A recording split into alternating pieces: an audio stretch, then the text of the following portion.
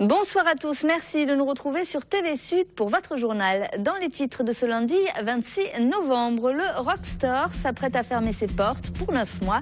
La salle de concert située au cœur de Montpellier sera entièrement rénovée et mieux insonorisée.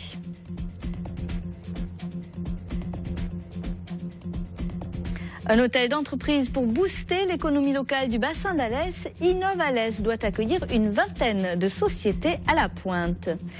Et puis, on reviendra bien entendu sur les résultats sportifs du week-end et notamment la victoire des footballeurs montpelliérains face à Bordeaux 1-0. C'était hier à la Mosson.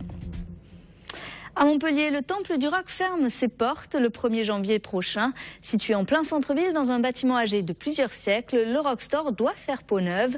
Pendant les 9 mois que va durer le chantier de rénovation, la salle de spectacle sera mise aux normes et insonorisée.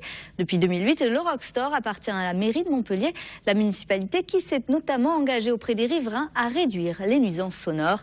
Les détails, Vincent Pereira, midilibre.fr.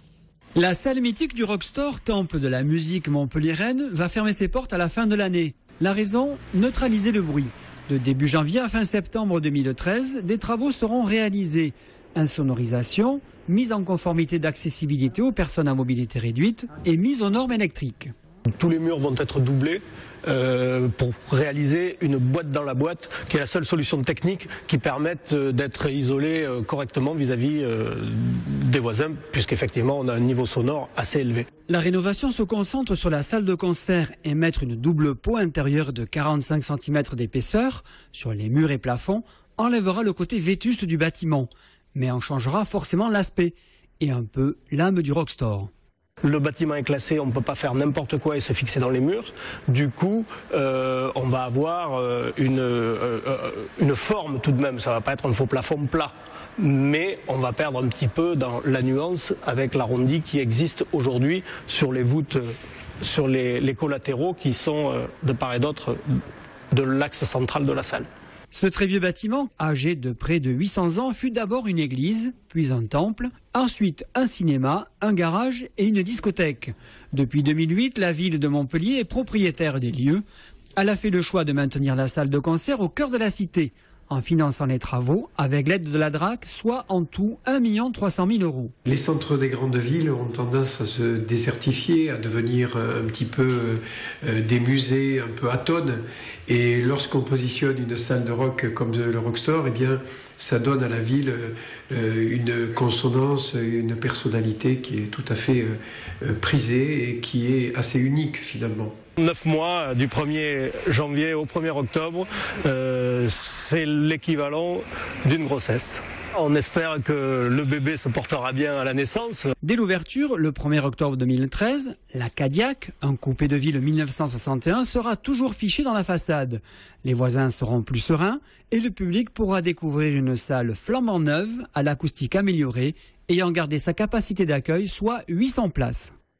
Suite du feuilleton CFE, la cotisation foncière des entreprises dont la flambée avait provoqué la colère des petits patrons, notamment à Montpellier. Et ce matin, le président de l'agglomération a confirmé que la délibération qui fixait les taux de la CFE doit être annulée très prochainement. Ceux qui ne se sont pas encore acquittés de la taxe ne la paieront pas. Les autres seront remboursés. Écoutez. Le problème, il est réglé, comme je l'avais indiqué il y a 10 jours, ça a été réglé en une semaine, grâce à, d'une part, la légitime revendication de la part du milieu d'entreprise, que j'ai toujours tenu à saluer, et par ailleurs, sur la réactivité très très forte qui a été la mienne, que de porter l'attention au niveau national de ceux qui devenait un problème national puisque plus de 50 collectivités au même titre que l'agglomération étaient concernées, mais la différence avec elles c'est que nous avons apporté des solutions qui ont permis au ministre de caler en quelque sorte son amendement sur ce qui permettra surtout dans des temps très courts de pouvoir quasiment revenir en rétroactivité sur un appel à paiement de 2012. La 28e campagne hivernale des Restos du Cœur a démarré aujourd'hui. Dans le Gard, l'association compte 17 antennes, 34 dans l'Hérault. Jusqu'au 31 mars prochain, les bénévoles y recevront des bénéficiaires de plus en plus nombreux. La saison dernière, déjà plus de 3 millions de repas ont été distribués pendant l'hiver. Plus de 200 chercheurs précaires et étudiants ont manifesté dans le centre de Montpellier cet après-midi. Une mobilisation nationale pour dénoncer les effets pervers de la loi Sauvadet, destinée à protéger les jeunes chercheurs. Elle interdit le recours aux contrats à durée déterminée successifs. Mais en l'absence de postes de chercheurs, notamment dans le service public, ils sont de plus en plus nombreux à se retrouver aujourd'hui au chômage. Écoutez. La revendication, c'est d'une part le moratoire sur la loi Sauvadet, parce que en fait, c'est une loi qui est censée résorber la précarité, mais qui au final a été dévoyée et augmente le nombre de personnes en CDD qui ne vont pas être renouvelées par leur contrat. Donc ça, c'est une première revendication. La deuxième, c'est plus d'emplois, plus de postes au concours pour que tous les gens qui méritent de continuer la recherche française puissent continuer. Et enfin, des vraies discussions sur l'emploi scientifique en France qui a été depuis quelques années passablement mis de côté et mis à mal. Alors à Montpellier c'est très grave, on est 1000 CDD, plus de 1000 CDD et les gens ont déjà commencé sont déjà au chômage, enfin petit à petit ils partent au chômage, donc c'est avec Sanofi en plus qui dégraisse dans la recherche, plus la recherche publique, c'est vraiment une situation d'urgence pour la recherche publique à Montpellier. À Alès, la communauté de communes a inauguré ce week-end son hôtel d'entreprise Innovalès, une structure destinée à héberger une vingtaine de sociétés et qui s'articule avec la pépinière Innovap installée elle aussi sur le site de l'école des mines d'Alès. Objectif, redynamiser l'économie du bassin d'Alès qui souffre de la crise qui frappe l'industrie locale. Les détails avec Olivier Michel. Christophe Quérol est dépositaire d'un brevet sur un équipement de protection contre les mines antipersonnelles. Au moment où j'approche le pied d'une pièce métallique, tac. Tout droit sorti de l'incubateur d'entreprise de l'école des mines d'Alès, il a tout logiquement choisi de s'implanter à Innovalès. Cet incubateur m'a permis de me former à tout un tas de choses que je ne connaissais pas, mais également a mis à ma disposition des laboratoires de recherche.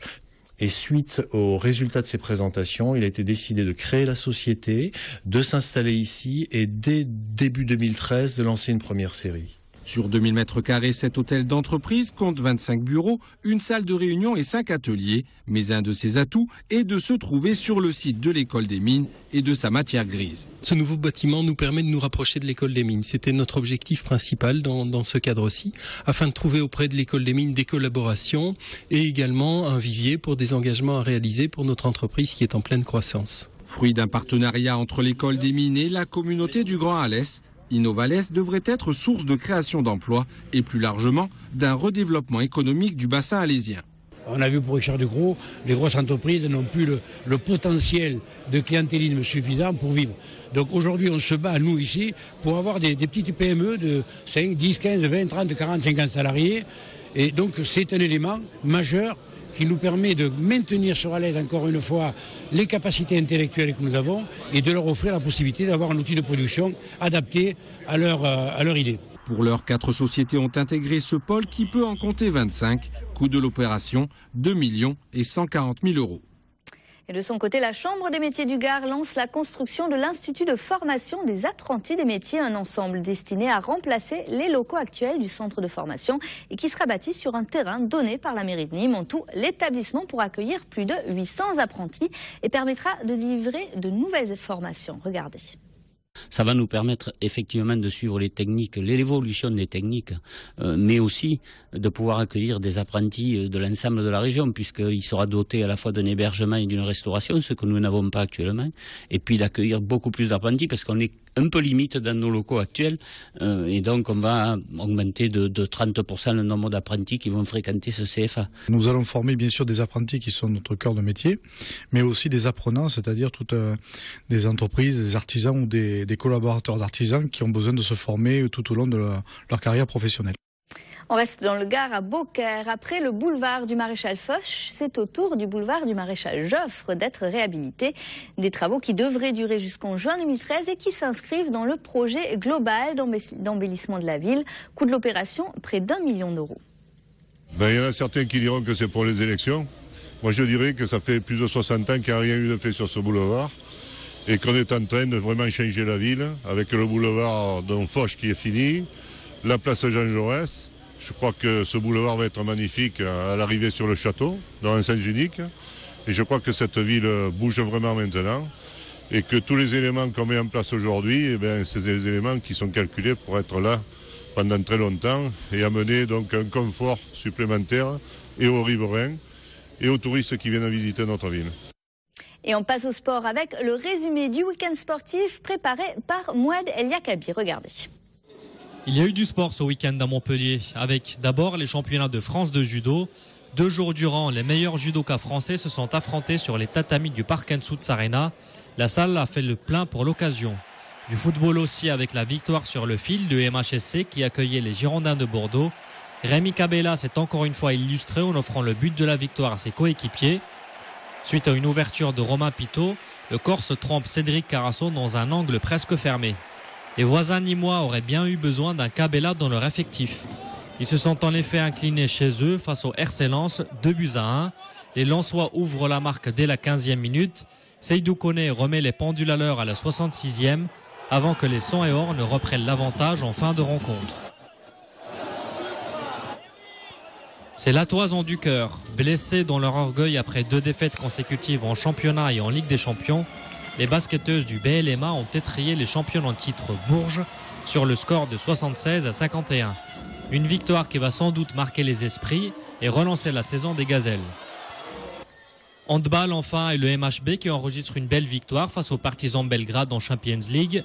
Les coéquipiers de Karabatic, auteurs de 5 buts, restent sur une série de 4 victoires consécutives et remontent dans le classement. Ils ont désormais leur qualification en main. Et dans le cadre de l'affaire des paris présumés truqués sur le match d'Anse et sans Montpellier du 12 mai dernier, les joueurs rennais qui ont participé à cette rencontre sont entendus jusqu'à demain soir par la police judiciaire de Nanterre. C'est Son qui joue à Montpellier jeudi pour le compte de la 11e journée de D1. Je vous propose à présent le résumé de l'actualité internationale en bref et en images. C'est Le Monde en 120 secondes.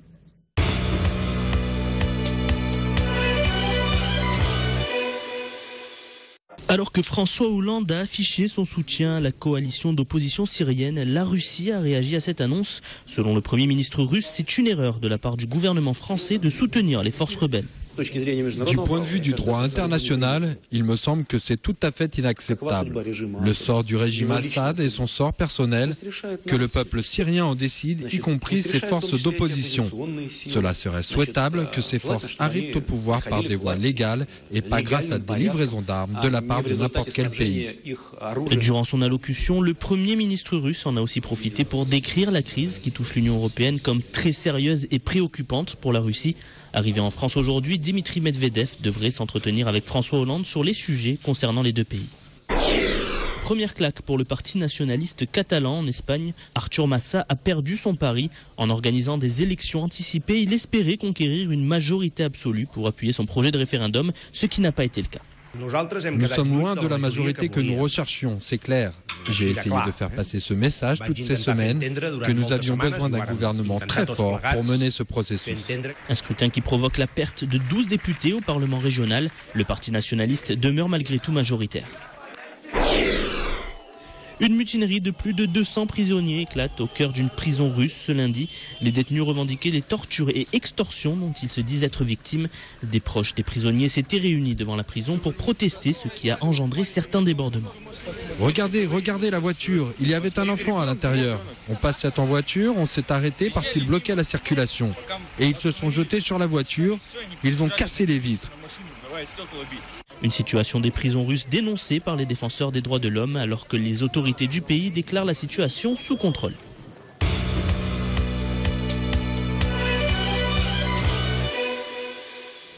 Et vous pourrez suivre toute l'actualité internationale, nationale et régionale ce soir à partir de 22h dans le 22 minuit. 2 heures d'infos en direct et en continu présentées par Julien Desvages.